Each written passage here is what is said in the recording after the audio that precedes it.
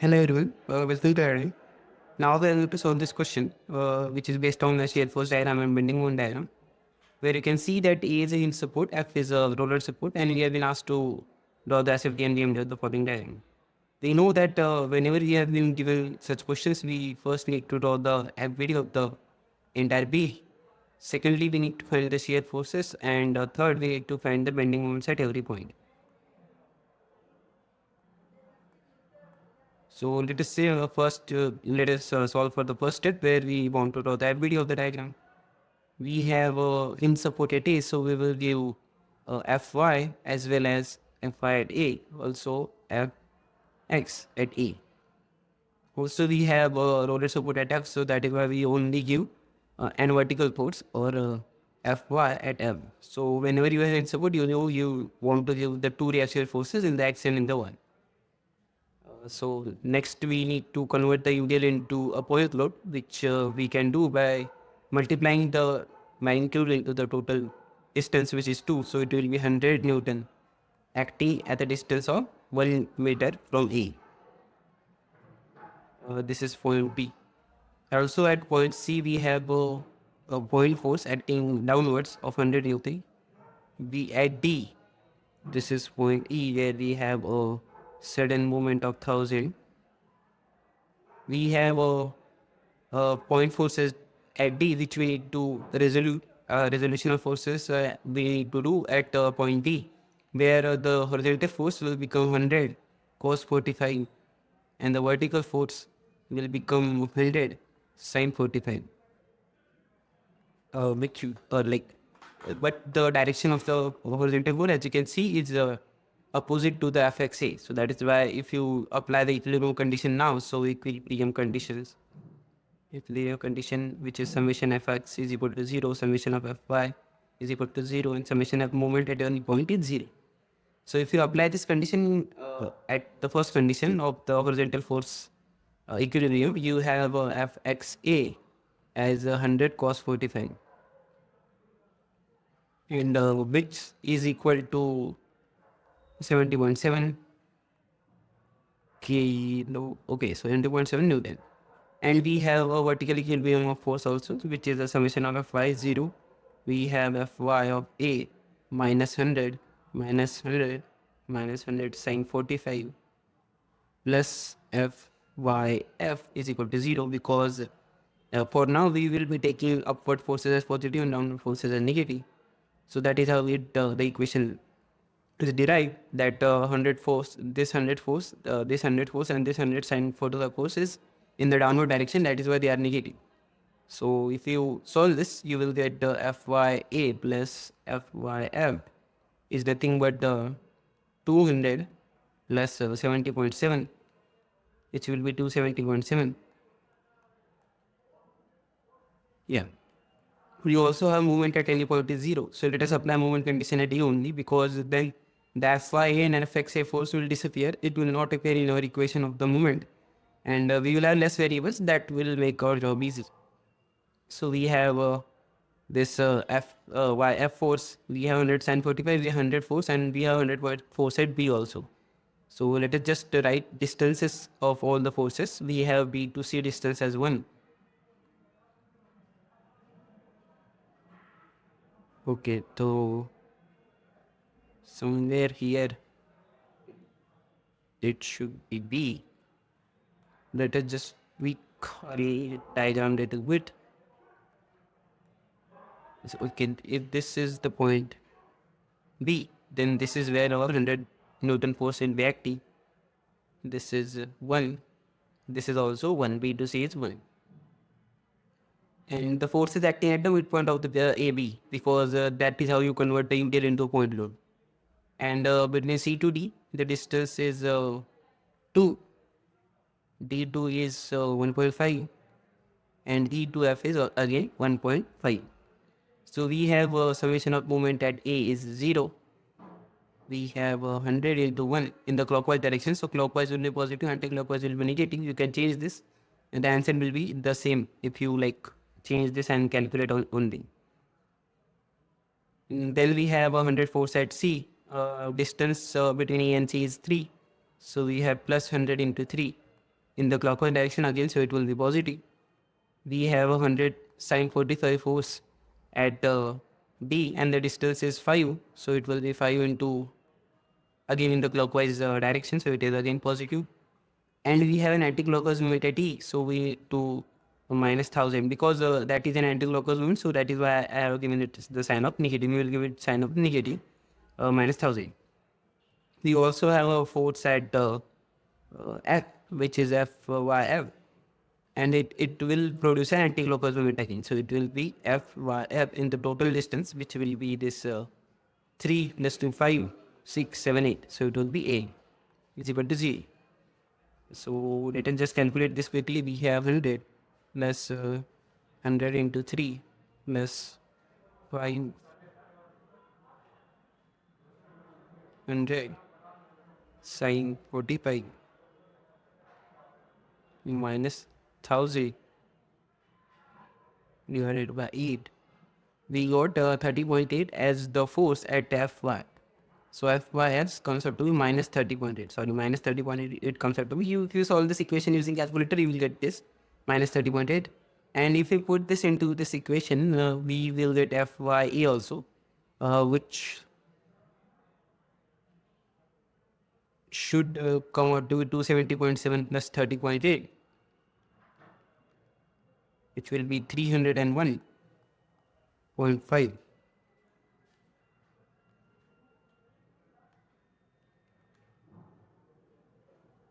Okay, 301.5 minus 30.8, 270.7. Okay, so this is 301.5 at A. So let us just write our forces, reaction forces. We have Fya as 301.5 and we have Fyf as minus 30.8. So we have solved for our reaction forces. So let us move on to the step 2, which is finding shear forces at every point. So for that, there is a certain sign convention which you need to follow. So sign convention will be whenever you are calculating from the forces on the left. So left, so this is the sign convention for shear forces. If the forces are on the left, then you need to consider upward forces as positive and downward forces as negative. And if you are calculating the shear force at particular cross section, considering forces on the right, then you need to consider upward forces as negative and downward forces as positive. Just remember the upward one, because maximum times we will be calculating from the forces on the left only. It will be easy for you to remember this. So just remember the upward one. We have shear force at A as just left of A is 0, and at A it will become the upward force at A, whatever it is, which is 301.5 as calculated from this. Fy is 301.5. So we have shear force just left of B and just right of B. So whenever there is a sudden force at a particular point, you need to calculate just left and just right of that point. But if there isn't a sudden force at particular point, just calculate at that same point. So what I mean is, like at B, if you see there is no sudden force, so at B you can directly calculate. So 301.5 minus the UDL, which is 100, so 201.5. You have shear force just left of C. So right now there is a sudden force at C. So that is why you are calculating just left and just right. So just left of C, it will become 201.5, and shear force just right of C, it will become 201.5 minus 100, which will be 101.5. Now we also have shear force just left of D, which will be the same as this, because there is no shear force in between C, right of C and left of D. There is no shear force, so it will be the same shear force as the right of C. We also have shear force just right of D, which will be 101.5 minus the 100 sine 45, because there is a sudden force of 100 sine 45 there. So 101.5 minus 100 into sine 45, it will become 30.8. And we do not have shear force just right of D, and between the B, just right of D, and just left of F, there is no shear force. Like if you can see just right of D and just right of F, there is no shear force. Only there is a movement of 1000. So the shear force will remain constant throughout the region. So you can just say that just left of C it will be the same, and just right of F we need to calculate. So just left of F it will be, let us just say that at E. So at E it will be again the same 30.8 because there is no shear force in between, and just left of F it will be again 30.8, and just right of F it will become 0 because there is a negative 30.8 force acting at the S. So it will become 30.8 minus 30.8 and it will go to 0. So let us see how we can draw the shear force diagram now. We have our shear force diagram such as this. We have A, B, C, D, E and S. At A we have a shear force of 301.5. So let us just write 301.5 here. At B we have 201.5. B we have 201.5. At left of C we have 201.5. Right of C we have 101.5. So this is 101.5. And left of D we have 101.5. Right of D we have 30.8. So this will be something 30.8. Let us say this is 30.8. And it will remain 30.8 until it goes to 0 at n. So this is the variation of shear force. Just you need to be attentive that whenever there is UDL acting on the beam, the shear force will vary at an inclined line or linearly. Like 301.5 and 201.5, which is between A and B, there is a UDL, so it will vary like this. And if there is no UDL in between, then you can just say that the shear force will remain constant throughout the region.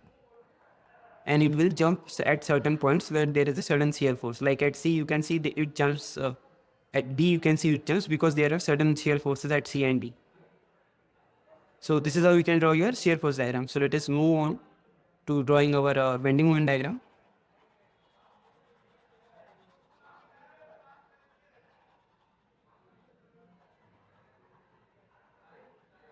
We have a bending moment at A and F is 0 because of the equilibrium condition. So whenever if you have a fixed support, let us say at A, and there is a B here, then at A there will be certain movement or a certain reaction movement because at fixed support you have to use three reactions, that one in y direction, one in x direction, and also a movement reaction at a point where there is a fixed support. But so whenever you have a fixed support in your diagram, you can say that the bending moment at that particular point will not be 0 because there will be certain reaction force acting at that point also. So the same as wherever there is a reaction force, like at A, there is certain shear force, right? At A, we have been given that the shear force is 101.5. So similarly, the bending moment at A will not be 0 whenever there is fixed support because there is a reaction movement at that point. So that is how we can say how is the movement vary. We have we have bending moment at ENF is 0 because there is no fixed support in our diagram. We have a hinge support and roller support. So whenever there is a condition that there is no fixed support, you can directly say that the endpoints, at the endpoints, the bending moment will be 0 because of the equilibrium condition. So this is because equilibrium. If you want to cross check this, you can directly calculate the movement also, and it will come out to 0. If you want to cross check this, you can do this. And secondly, we need to find the bending moment at B. So if you look at point B, you have a UDL 100 acting at a distance of 1 meter. And again at 1 meter, you have a force of RA. So the moment will be, so sign convention for bending moment, I will just quickly explain here. Sign convention for bending moment will be considering forces on the left. So this is for bending moment. Considering forces on the left, you need to consider clockwise as positive and anti-clockwise as negative. And considering forces on the right, clockwise will be negative and anti-clockwise will be positive. So this is the sign convention for bending moment. Just remember any one of them, and you can derive the other one just by reversing the sign. We have bending moment at V as RA, which is 301.5 into 2 which is in the clockwise direction, so it will be positive because we are considering forces on the left. Minus 100 into 1 because this is an anti-clockwise movement. So we have 301.5, 301.582 minus 100, it will be 503. We have bending moment at C. So if you draw the equity for at the C, you have UDL, load because of UDL, and there is also reaction at A. And the distance, so let us say somewhere there is a B. The distance is nothing but this is 1, this is 1, and this is also 1. So again, if you like observe, we have been calculating on the left only. So we will use the first sign convention. So we have RAY into 3, which is 301.5 into 3, minus 100 into 2, which is because of the Indian, the movement because of Indian, which is in the anti-clockwise direction. So we have 301.5 into 3 minus 200, 704.5.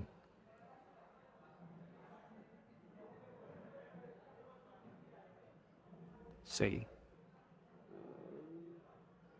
Yeah. We have a bending moment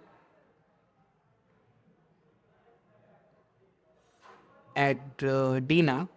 So at D, either you can calculate from the forces on the left or on the right. So let us say this is your cross section at D.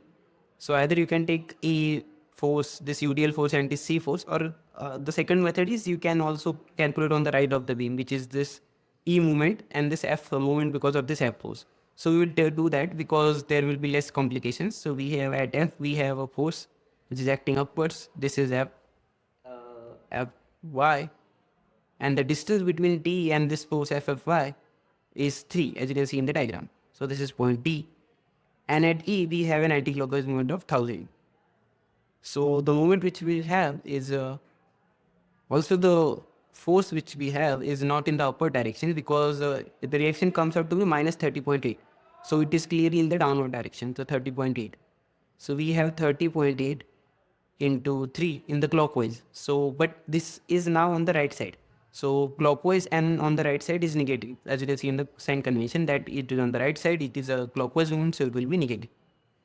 So negative 30.8 into 3 plus 1000 because it is an anti-clockwise movement in the right side. So we have 30.8 into 3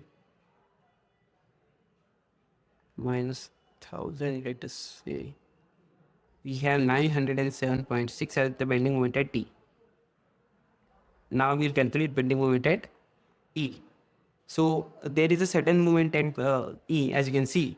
So similarly, that what we did in our shear force thing, that whenever there is a sudden force, we will calculate at the left and at the right. So similarly, whenever there is a sudden movement, we will calculate at left of E and at right of E. So left of E, which is just consider forces on the right again. So I will just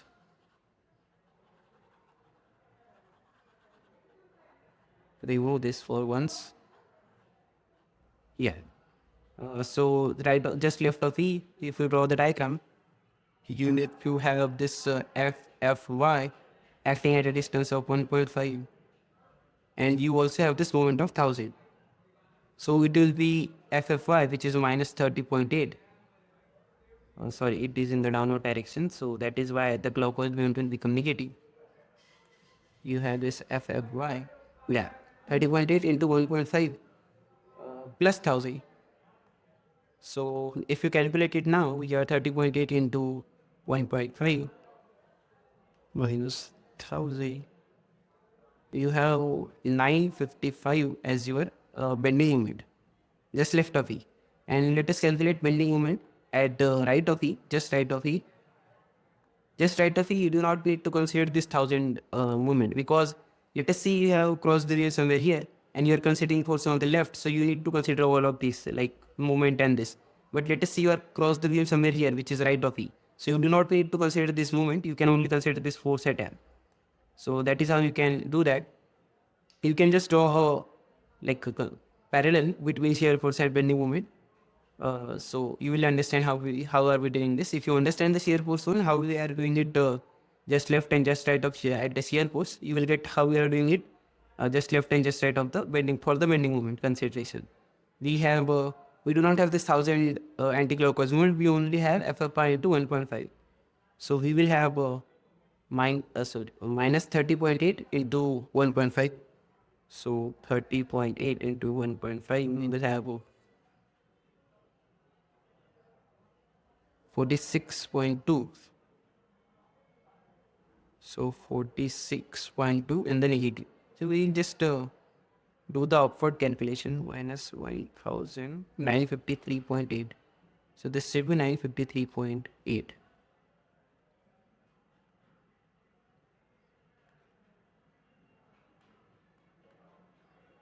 Yeah. So we have calculated the moment of the E, and at F it will be equal to 0, of course. So let us draw the shear force diagram, sorry, bending moment diagram now. We have bending moment at E is 0, bending moment at F is 0. So let us just draw the beam first. We have A, B, C, D, E, F. We have at A, we have bending moment of 0. At B, we have bending moment of 503. So let us say this is 500. So let us just.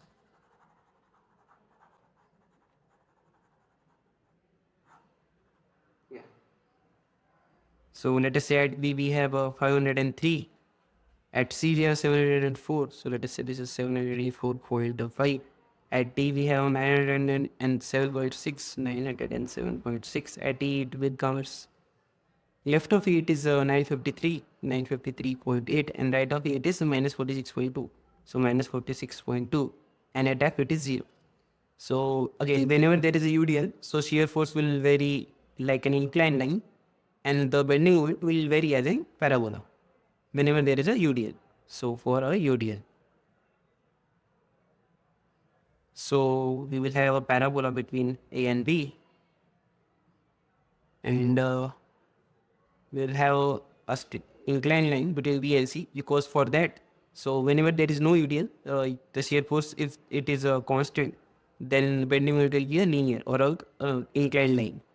So yeah, the bending moment diagram is just 1 degree above the shear force diagram. So between C and D again there is will be an straight line. Between B and E also, it suddenly, oh sorry, it suddenly drops up to minus 46.2, and it goes to 0 at D. Sorry, at F. This should be F. Yeah, this is already F. Okay. So this is how you can draw your bending moment diagram. So yeah, this is how you can solve this question. Thank you.